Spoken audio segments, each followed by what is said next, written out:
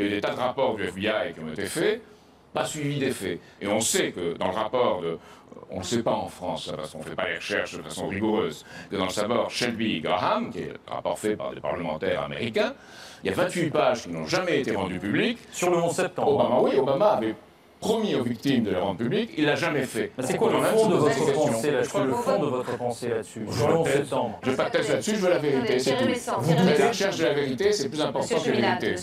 Pour vous, la thèse de l'attentat, des avions dans les tours, reste quand même encore à démontrer. L'attentat est dans les cours. Ce qui m'étonne plus, c'est que le prince Bandar, qui était l'ambassadeur d'Arabie Saoudite aux États-Unis, avait 2 agents officiels qui ont entretenu certains des pirates qui ont procédé à l'attentat. Chose curieuse. Quand même, l'Arabie Saoudite a toujours été mêlée à ces affaires-là. Pourquoi on ne poursuit pas l'enquête sur l'Arabie Saoudite? Pourquoi on ne va pas plus loin? Chez lui, ça a été dit, y compris les 28 pages dont vous parlez, sont des 28 pages qui ont été effectivement classées défense et dont les journalistes américains ont expliqué qu'ils mettaient le point sur les relations entre l'Arabie Saoudite et un certain nombre de proches des pirates de l'air. Donc c'est pas quelque chose, c'est pas une espèce de secrétariat. Les journalistes américains continue à avoir d'excellentes relations à l'Arabie Saoudite, et même dans l'affaire de Syrie, ce qui est un désastre. Il faut régler cette affaire de façon...